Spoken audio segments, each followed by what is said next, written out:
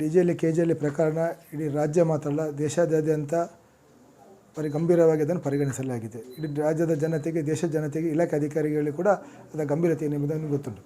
ಆದರೆ ಇವತ್ತು ಕಾಂಗ್ರೆಸ್ ಸರ್ಕಾರ ಕಳೆದ 2.5 ತಿಂಗಳಿಂದ ರಾಜ್ಯದಲ್ಲಿ ಆಡಳಿತಕ್ಕೆ ಬಂದ ನಂತರ ಕಾನೂನು ಸುವ್ಯವಸ್ಥೆ ಸಂಪೂರ್ಣ ಎದೆಗೆಟ್ಟಿದೆ. ಭಾಳಷ್ಟು ಕೊಲೆ ಇರ್ಬೋದು, ಆಫ್ ಮಾಡಿ ಇರ್ಬೋದು, ಬೇರೆ ಬೇರೆ ರೀತಿಯ ಘಟನೆ, ಇಲ್ಲಿಗಲ್ ಆ್ಯಕ್ಟಿವಿಟೀಸ್ಗಳು ಕಾಂಗ್ರೆಸ್ ಸರ್ಕಾರ ರಚನೆ ಆದ ನಂತರ ಭಾಳಷ್ಟು ಆಗ್ತಿದೆ. ನಮ್ಮ ಜೈನ ಮುನಿಗಳದಿರ್ಬೋದು, ಮತ್ತು ನಮ್ಮ ಸಹೋದರ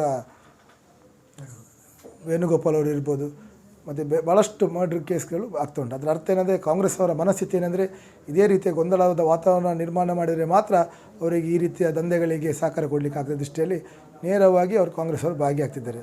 ಮತ್ತೊಂದೇನೆಂದರೆ, ಇವತ್ತು ಡಿ.ಜೆ.ಯಲ್ಲಿ ಕೆ.ಜೆ.ಯಲ್ಲಿ ಪ್ರಕರಣಗಳನ್ನ ವಾಪಸ್ ತೆಗಿಬೇಕಂತ ತನ್ವೀರ್ ಸೇಠ್ ಅವರು ಸರ್ಕಾರಕ್ಕೆ ಮನವಿ ಮಾಡಿದ್ದಾರೆ. ಈ ಹಿಂದೆ ಸಿದ್ದರಾಮಯ್ಯ ಸರ್ಕಾರ PFI ಅವರ 151 ಕೇಸ್ಗಳನ್ನು ವಾಪಸ್ ಪಡೆದು ಮತ್ತಷ್ಟು ಕೊಲೆಗಳಿಗೆ ಅವರು ಸಹಕಾರ ಮಾಡಿದ್ದು ಆ ಮೂಲಕ ಸಾಬೀತಾಗಿದೆ. ಅದರಿಂದಾಗಿ ಡಿ.ಜೆ.ಯಲ್ಲಿ ಕೆ.ಜೆ.ಯಲ್ಲಿ ಪ್ರಕರಣ ಈಗಾಗಲೇ ಕೋರ್ಟಲ್ಲಿ ಇರಲಿಕ್ಕೆ ಹೋಗಿ ಸರ್ಕಾರ ಯಾವ ರೀತಿಯ ಕ್ರಮವನ್ನು ಕೈಗೊಳ್ಳಬಾರ್ದು. ಈಗಾಗಲೇ ಅಮಾಯಕರಾಗಿರುವವರು ಯಾರಂತ ಕೇಳಿದರೆ, ನಮ್ಮ ರಾಷ್ಟ್ರೀಯ ಚಿಂತನೆಯಲ್ಲಿ ಕೆಲಸ ಮಾಡುವವರು, ನಮ್ಮ ದೇಶದ ಬಗ್ಗೆ ಚಿಂತನೆ ಮಾಡುವವರು, ಬಜರಂಗ ದಳ, ಹಿಂದೂ ಜಾಗರಣ ವೇದಿಕೆ ಕಾರ್ಯಕರ್ತರು. ಇವತ್ತು ಅವರ ಮೇಲೆ ಸುಳ್ಳು ಆರೋಪಗಳನ್ನು ಆರೋಪ ಮಾಡಿ ಅವರ ಮೇಲೆ ಕೇಸ್ ಮಾಡಿ ಇವತ್ತು ಗಡಿಪಾರು ಇರ್ಬೋದು, ರೌಡಿ ಲಿಸ್ಟ್ ಮಾಡುವಂಥ ಕೆಲಸ ಕಾರ್ಯಗಳನ್ನು ಮಾಡ್ತಿದ್ದಾರೆ. ಅದರಿಂದಾಗಿ ಸಿದ್ದರಾಮಯ್ಯ ಇರ್ಬೋದು, ಗೃಹ ಸಚಿವರಿಗೆ ಈ ಮೂಲಕ ನಾನು ಎಚ್ಚರಿಕೆಗಳನ್ನು ಕೊಡ್ತೀನಿ. ಹಿಂದೂಗಳ ಮೇಲೆ ಈ ರೀತಿಯ ಅನ್ಯಾಯ ಮಾಡಿ, ಅವರ ಮೇಲೆ ಸುಳ್ಳು ಆರೋಪಗಳ ಮಾಡಿ, ಅವರ ಮೇಲೆ ಕೇಸ್ಗಳನ್ನು ದಾಖಲಿಸಿ ಅವರಿಗೆ ಗಡಿಪಾರು ಮಾಡೋಂಥ ಪ್ರಯತ್ನ ಮಾಡಿದರೆ ಖಂಡಿತವಾಗಿ ಮುಂದಿನ ನಡೆ ನಮ್ಮದು ಯಾವ ರೀತಿ ಇರ್ತದಂತ ಅದರ ಬಗ್ಗೆ ನೀವು ಎಚ್ಚೆತ್ತುಕೊಳ್ಬೇಕು. ಅದೇ ರೀತಿ ಈ ಬಗ್ಗೆ ಇದು ಕಾನೂನು ಬಾಹಿರವಾಗಿ ಅವರು ನೀಡುವ ಹೇಳಿಕೆ, ತನ್ವೀರ್ ಸೇಠ್ ಅವರು ಕೇವಲ ಒಂದು ಸಮುದಾಯವನ್ನು, ಜಿಹಾದಿಗಳನ್ನು ಬೆಂಬಲಿಸುವಂಥ ಕೆಲಸಕ್ಕೆ ಮುಂದಾಗಿದ್ದಾರೆ.